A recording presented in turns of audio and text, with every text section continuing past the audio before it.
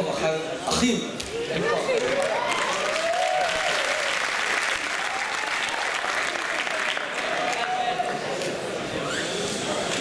אני דווקא רוצה להתחיל בפרשת השבוע הקרובה, פרשת שמות. אנחנו מתוודעים לראשונה למשה רבינו. ומשה נקרא רבנו. רבנו קרי המנהיג שלנו, מנהיג העם היהודי לדורותיו. אבל כשאנחנו חושבים מה תכונות מנהיגות, תחשבו, מה תכונות מנהיגות של מנהיג? קדימה. תגידו, מה? כריזמה. מה עוד? איך? נכון, רהיטות. מה עוד? אחריות, ביטחון. אוקיי. בואו עכשיו נבדוק את התכונות האלה מול סגולותיו שאנחנו מכירים של משה רבינו. כריזמה זה יכולת ביטוי והכל, והלא ידוע שמשה רבינו היה כבד פה, כבד לשון, אז הוא לכאורה לא עומד בפרמטר. ביטחון, כשהוא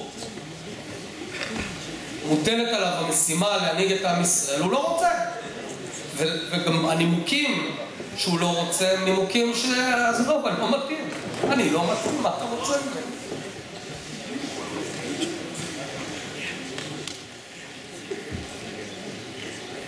ביטחון, כריזמה, יכולת ביטוי, לכאורה הוא לא עומד בפרמטרים, ובכל זאת הוא נחשב משה רבינו, גדול מנהיגנו. איך זה יכול להיות?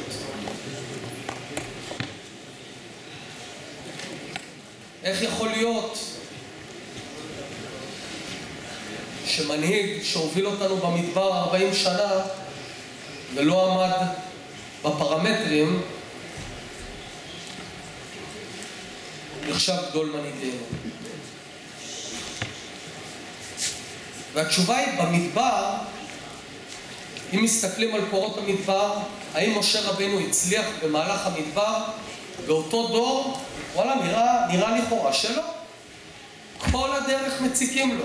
כל הדרך, בכל צומת דרכים, קשה לעם ישראל, עם ישראל מתלונן, עם ישראל מתמרד, קורח ועדתו, המרגלים. אין רגע במדבר של שקט, אין רגע שהעם נוער אחריו. אבל במבחן האמיתי, שהוא מבחן הנצח, עד היום עם ישראל, והאמת שחלק ניכר מהעולם מאמין בתורת משה. זאת אומרת, במבחן אותו דור זה לא המבחן הנכון. המבחן הנכון הוא מבחן הנצח, ובמבחן הזה משה רבינו עמד גם עמד. אבל אני רוצה להמשיך לעוד נקודה, וזה הרגע המכונן במדבר, וזה חטא המרגלים. חטא המרגלים. תמיד אנחנו נוהגים להגיד שהמרגלים נכנסו לארץ ישראל, חזרו, דיווחו על הקשיים, על הענקים, והפחידו את העם, והעם פחד להפסיד במהלך של כיבוש הארץ. אבל יכול להיות שבמבט עמוק יותר, העם לא פחד להפסיד, אלא העם פחד לנצח. כי אם אתה מנצח, אתה פתאום צריך לנהל מדינה. במדבר היה לך מן, במדבר דאגו לך לבגדים, במדבר דאגו לך להכל, היה לך בייביסיטר, ופתאום יש מדינה יהודית בארץ ישראל שצריך לנהל. צריך לנהל את החקלאות, צריך לנהל את הביטחון, את הכלכלה, את החינוך, את הפוליטיקה. וזה מפחיד.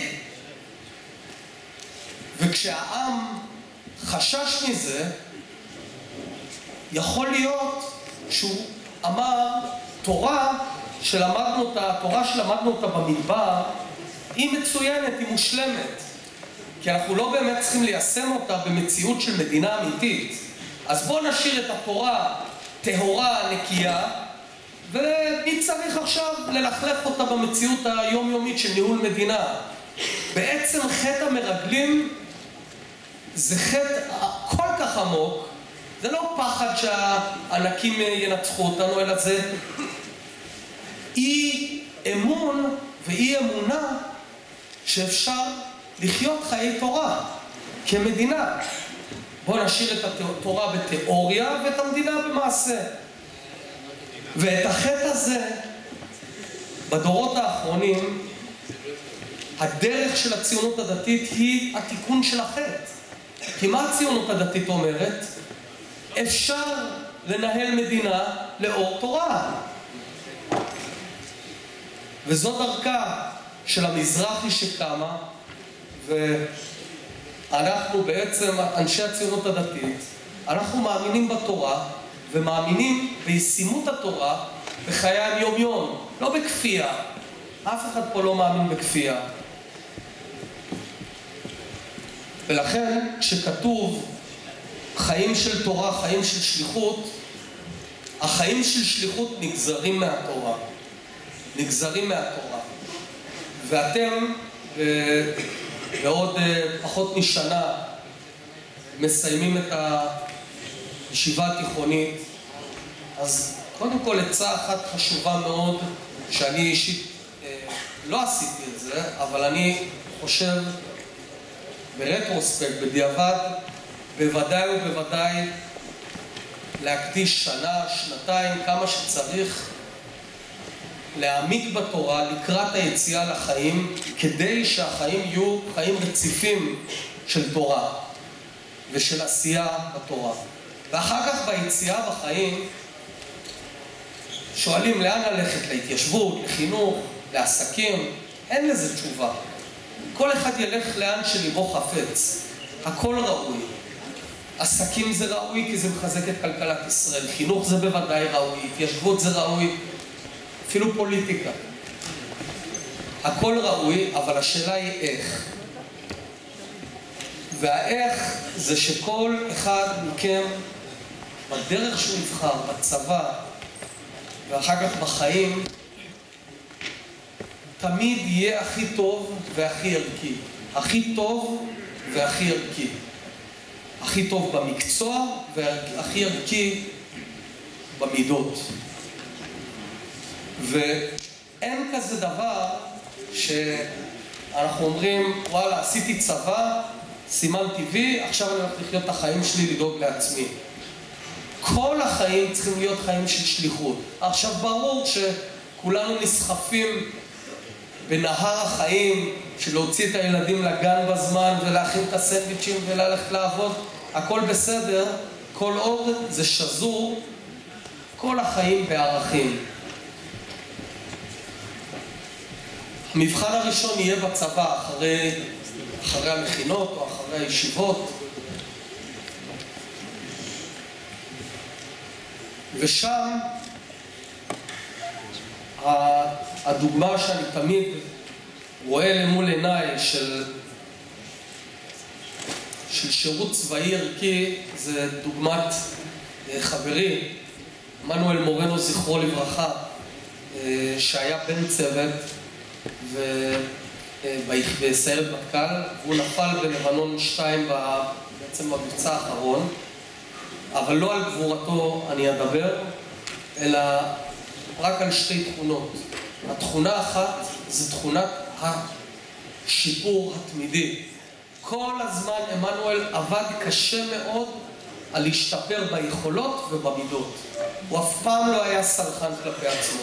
בתחילת מסלול הוא לא בלט. הוא היה בשליש התחתון, לא חשבתי שהוא יסיים מסלול. בריצות הוא תמיד היה מאחור, הוא לא היה הצלף הכי טוב, הוא לא היה נווט הכי טוב, ואיכשהו במהלך המסלול הוא כל הזמן היה בגרף השתפרות, ככה שבסוף מסלול, שהיה צריך לבחור אחד מהצוות לתת יחידה, שזה כמו קודש הקודשים, אני מאוד רציתי להתקבל, לא התקבלתי, עמנואל התקבל. בגלל שהוא עקף את כולנו, כי הוא עבד יותר קשה. ולמה זה כל כך חשוב? כי זה אומר, הקדוש ברוך הוא ברא כל אחד מאיתנו שונה. וכל אחד הוא שונה עם תכונות שונות. אבל אין מה להתעסק ולהשוות, והוא יותר חכם והוא... כל אחד בא עם צידה לדרך, והדבר היחיד שקובע זו ההחלטה שלכם להתאמץ. האם, למשל, בקושי בלימודים, מה אתם עושים? לוקחים לאחור או מתאמצים כדי להתגבר? אני זוכר איך למדתי למבחנים, זה היה באוניברסיטה, זה היה הולך ככה. מגיע הביתה, עכשיו צריך ללמוד למבחן, אז כמובן קודם צריך להכין משהו לאכול לקראת הלימודים. אחר כך חייב לקרוא עיתון כדי להבין מה קורה בעולם, לראות טיפה טלוויזיה, רק להתעדכן. אחר כך מקלחת, להתרענן לקראת הלימוד, לישון קצת, 3-4 שעות, אתה קם רעב. אז זאת לא הדרך. הדרך זה פשוט להתמודד עם הקשיים, ובכל נקודה להתאמץ יותר. השאלה למה עמנואל הצליח, הוא להתאמץ יותר. והדבר השני, כל כולו היה תמיד לכלל. תמיד. ולא רק בדברים הגדולים, דווקא בדברים הקטנים. בדברים הקטנים כמו שצריך עכשיו להכין ארוחה, מי מכין את הארוחה? מי מקלף את תפוחי אדמה? מי מכין את השמן? מי מנקה? מי מנקה את השירותים? מי עוזר לאמא ואבא? אלה המבחנים האמיתיים, שאחר כך הם כבר גוזרים על המבחנים היותר, נקרא לזה, מבחנים בקרב או דברים כאלה. וכל אחד מאיתנו עומד במבחן הזה כל יום. אני עכשיו בתקופת בחירות, מגיע הביתה נורא מאוחר, ומה אני עושה כשאני רואה שהפח זבל עולה על גדותיו? 1:30 לפנות בוקר, פח הזבל עולה על גדותיו. מישהו כבר מחר יוציא, אני חייב להוציא. אז אני רק מתפלל שעמנואל לא ייכנס לי לראש, כי אם עמנואל נכנס לי לראש, אין ברירה להוציא את הזבל. אלה המבחנים האמיתיים. אז לסיכום, אני רוצה לאחל לכם תקופה של התעמקות בתורה, ואחר כך חיים רציפים של השתפרות, חתירה לשיפור היכולות, לשיפור המידות ותרומה לעם ישראל. תודה רבה.